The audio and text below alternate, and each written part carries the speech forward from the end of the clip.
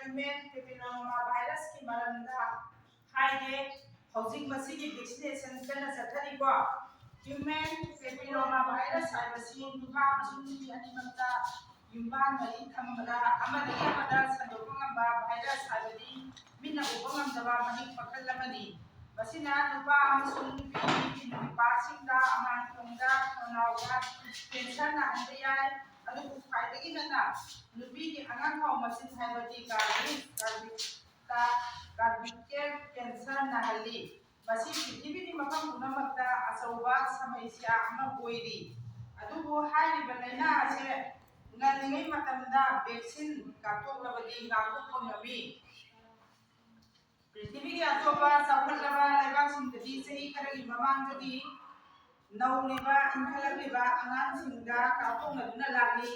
ngasidi India dasu Manipur yauna state khudingmakta hailiba vaccine ase ahanbagi project oina Mars thadagi horaga tha ahumgi oina kapa hokre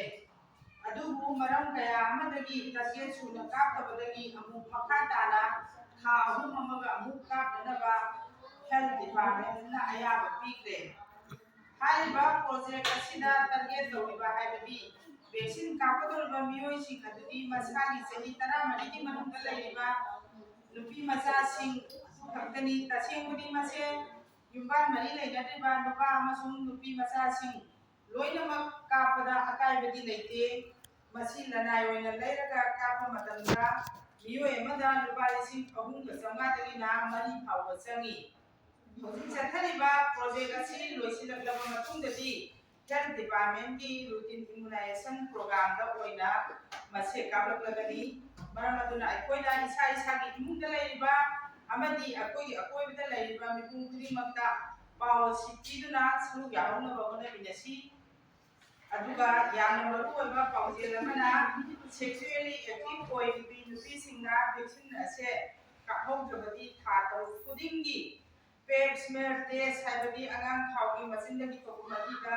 hailiba human papilloma virus ase yaura haibadu check tawthukadabani masigi maramda angang singda angang haibadi yana pikiba angang natraba sahi 13 suraba angang thakjada masi vaccine se kapagi hojik India government na pangthoiba vaccination program amani ko Mars thadagi horaga tha ahum hogre hograba matungdasu masing mapung phahudabadagi amuk mathangi tha ahum amaga santoraini ko noina sahi 10 ki manungda laiba waragadi noi vaccine ase kapthobona bohonagadawi ko noi chahida yumdai bai bara hangaga sahi 10 suragadi nupa su nupi su vaccine se kapthoba yai ko masigi maramda noina atopadasu khangangadabani ko yare ngasi bi matang sida loisidasi